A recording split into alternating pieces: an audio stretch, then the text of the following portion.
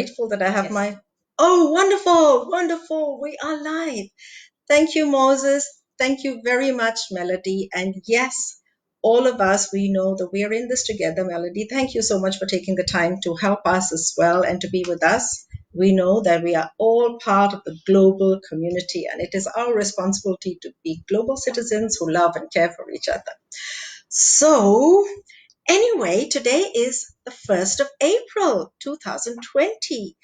In these very extraordinary times, I have to talk about very extraordinary. I have to wish you all happy April Fool's Day, right? And of course, today is the perfect time to comment on, to celebrate the the foolishness of man. Now, the story I have chosen is The Foolish Man, but in a sense, I'm not here to laugh at men. Of course, laughter is very good medicine, even in these times. I'm here really to celebrate. It's more with a sense of sayang, knowing how weak we people are, human beings are, and how we try to cope with our circumstances. So I'm going to start with my story first. Is that all right? Um, all right. So here we are. I'm not going to try and look at the comments now. For now, I'm just going to concentrate on the story if that's okay with you. So my story is, of course, called The Foolish Man. And there are many, many versions of it around the world. Um, every country likes to celebrate its wise men, its fools, and the tricksters. And storytellers are often playing that, bridging that space between what is foolish and what is wise, and daring to comment and daring to question. So let me tell you that in the story there are two characters, Guru Swami and his wife. Now, if you know anything about India, maybe you know that the word guru means what? Teacher. That's right. Guru is somebody who teaches, and you often greet him with a namaste or with a very courteous and respectful greeting. And what does Swami mean? Well, it means exactly the same thing. So, was Guru Swami wise? I don't know. You tell me. Guru Swami and his wife lived in the village, and they were foolish and stubborn. They were so foolish and stubborn that they would fight, argue with each other all day and all night long about which one of them was the more foolish. Can you believe that? No, I am the stupidest person in the world for having married you. No, no, no, no. I am more stupid than you for having married you. Can you imagine what the neighbors felt? One night a neighbor could take it no longer. So he went and he knocked on the door and he said, "Ayo, Guru, let me tell you, I can assure you that there are many more stupid people than you out in the great wide world. And if you don't believe me, you can go out and see. But please, for tonight, please, will you both be quiet and let us go to sleep." Now, Guru Swami's wife refused to believe the man, for after all, she knew. But Guru Swami thought about it, and the next morning he got up, he tied his turban, he twirled his mustaches, and he set off. Now he met somebody who said, "Where is the nearest village?" He said, "Oh, sir, see, you go straight and you see those crossroads. When you come to the crossroads, you go straight left, and then you will come to another crossroads. And when you come to that, you have to turn straight right. Then that will lead you to a circle. And when you go to the circle, you must turn left, not right, okay? Right?" Can you imagine Guru Swami? Right, he said. And he tried. Now, this is amazing because with all the confusing instructions, Guru Swami actually found the village. In fact, it just sort of appeared right in front of him, just like magic. And he sort of knew he had reached the right place because the people that he could see, and it was a bright sunny day just like it is today, the people who he could see were behaving very strangely on the street. They were holding up big vessels, pots and pans of every size, and they were standing out in the bright sunlight, looking up like this at the sun, wherever the sun was shining. And they had lids as well. And every few minutes they would cover the vessel and go charging into their homes, lock the door, and a few minutes later they would be out again doing this. So Guru Sami watched curiously, and then he went up to one of them and said, "Excuse me, but can you tell me what it is you are doing?" And the man said, "You see, sir, we have learned to collect water in these containers, but now we want to collect the sunlight. You see, it is so bright and sunny outside here, but in our houses it is very dark. We can't see anything at all. So we are trying to collect the sunlight in these pots and pans. But it doesn't seem to be working, even though my pot has no hole, it is sunlight is leaking." Now Goswami said, "If I try to help you, will you make it worth my while?" "Oh, yes, sir, definitely. It is very tiring on this hot day to keep running up and down like this." So Guru Sami, he went into their homes, and particularly into the home of this first man who he'd met. He examined where the doors and windows were. He looked at the position of the sun, and he said to the man, "Instead of trying to catch the sunlight outside, you can just simply open these doors and windows and invite the sun in."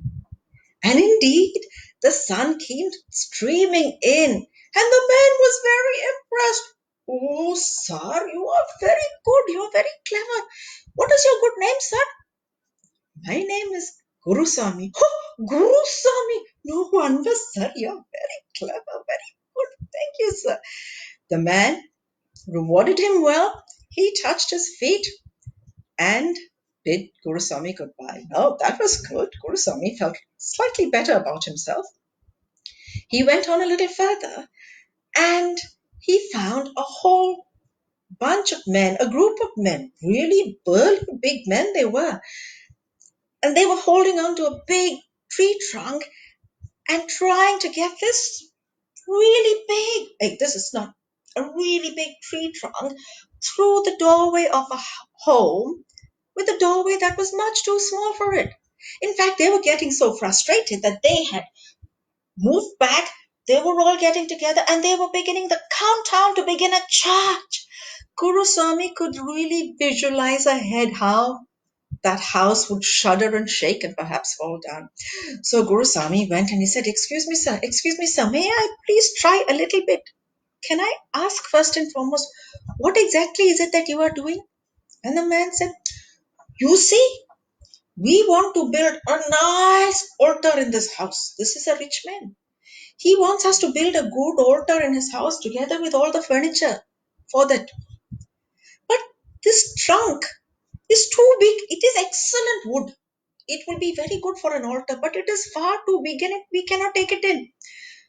Gurusami said, "May I suggest that you go into the room and you use your arms and your hands and your palms and your fingers to measure. How tall do you want the altar to be? How wide do you want it to be? How deep do you want it to be? And all the rest of the furniture. And then maybe you can cut the trunk into the right size. You can carry it in and you can attach it inside and shape the furniture inside." "Oh, do you think that will work?" "I'm sure it will," said Goswami. And they tried it and it did indeed work. "Oh," said the man, "you are really very wise. Yes, indeed." Yes, he was after all Gurusami. Well, Gurusami took the money they'd offered and the salutations and the blessings with much gratitude now, and he carried on and he found an old woman bent over and bowed. The poor woman was ah, ah, holding on to a rope which was tied to a buffalo. Now the buffalo was holding his place, refusing to budge, but the old woman was tugging and pulling and struggling to get that buffalo to climb up her roof. Gurusami stared in astonishment. A buffalo having to climb the roof? Gurusami went to the old lady and said, "Good morning, Tai. Amma, can you tell me, please, what is it that you are trying to do? Why do you want this big fat buffalo to climb the roof?" And the old lady said, "Ayo, you see, son, the sun has been shining so bright for so many days, all the grass is dried up, and I have no hay left. The only hay I have left is up on my roof. But the stupid buffalo will not climb. It refuses to budge." And Gurusami said, "Amma, Tai, can I help you?"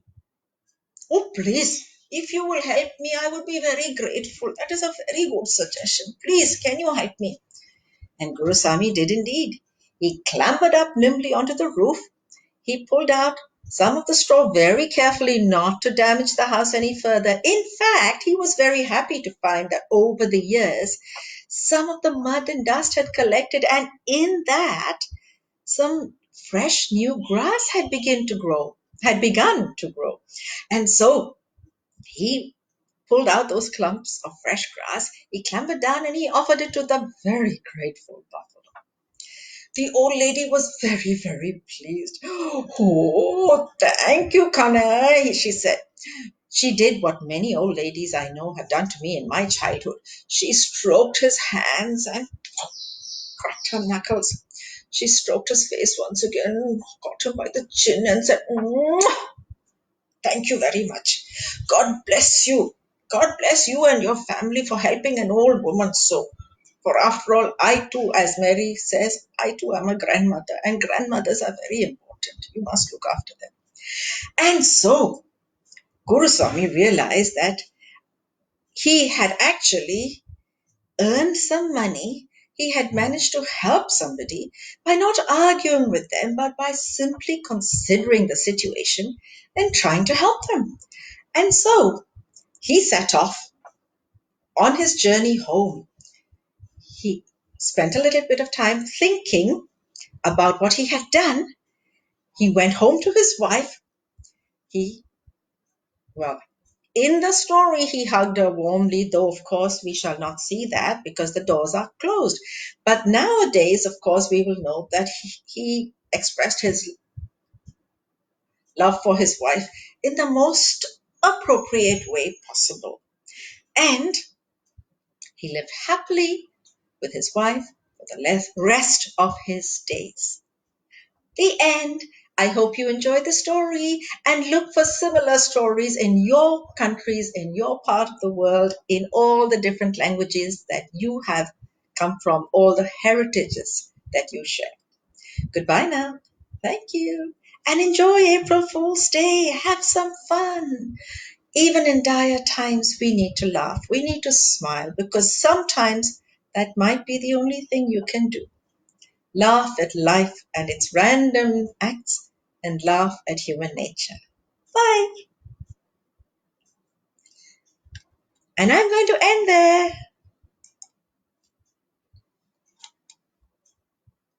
There we are.